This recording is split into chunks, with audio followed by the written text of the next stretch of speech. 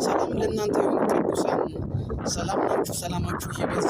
ያው ሁል ጊዜ በቮይስ ማቀርብላችሁ ጎዳና ላይ ሆኜ እየጸለይኩ ሊሆን ይችላል፣ የወንጌል ስርጭት ወጥቼ ሊሆን ይችላል እና ሁል ጊዜ እግዚአብሔር ሁሉ የሚያቀብለኝን ሀሳብ ለሚከተለው ሁሉ ማለት ይሄ ሀሳብ የኔ ነው፣ ይሄ ሀሳብ ይሄ እግዚአብሔር ሀሳብ የኔ ነው፣ እኔን ይገዛኛል፣ ያንጸኛል ለሚል ሁሉ ሸር ለማድረግ ነው እና እናንተና ለሚከተለው እናንተን ለሚመስል ወይም ደግሞ ይሄ ሀሳብ ከወንድሜ እንትና ከእህቴ እንትና ጋር ይሄዳል የምትሉት ሰው ላይ ሼር እንድታደርጉ ፈልጋለሁ። አንድ ነገር ላካፍላችሁ ወደ እናንተ መጥቻለሁ። ሰይጣን በየዘመናቱ ብልጥ ነው። ራይስ ነገሮችን በቃ በጣም ይሄ ቴክኒክና ታክቲክ በተሞላ ሁኔታ ነው የሚሰራ። ራሱን የመልአክ ብርሃን አድርጎ ነው የሚሰራ።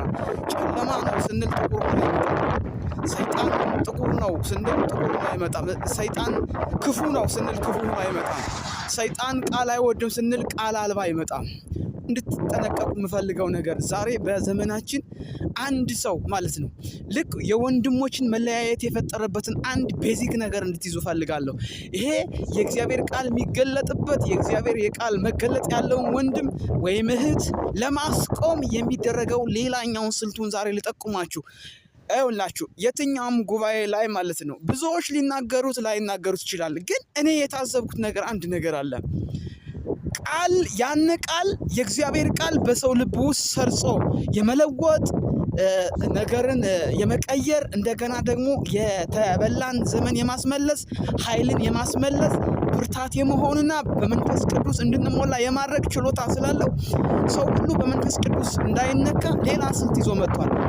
ይሄን ቃል ይዞ የሚሰብከው እያንዳንዱ ነገር እየተከታተለ ወንበር ላይ ቁጭ ብሎ መሪው ላይ ሊሆን ይችላል፣ ይሄን ሀሳብ የሚያመነጨው ምእመኑ ላይ ሊሆን ይችላል፣ የሆነ አገልጋይ በተባለ በተለይ የተሻለ ነው የምንለው ሰው ላይ ዛሬ እኮ የሰበከው ይሄን ቃል ሆን ብለህ ቃል ጠቅሰህ እኔን ልትመታ የሆነ ህዝብ ልትመታ የሆነ ነገር እንትን ልትል ነው አውቆኝ ገብቶኛል ብሎ ሊያሸማቀቃችሁ ይሞክራል። እንዳትቆሙ።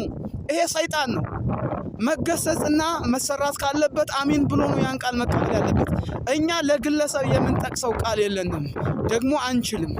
ማንንም ሰው የእግዚአብሔር ቃል ጠቅሼ በዛ ሰድባዋለሁ ብሎ የሚዘጋጅ ሰው መንፈሳዊ ሰው አይደለም። እንደገናም ደግሞ በመንፈስ አይቀጣጠልም።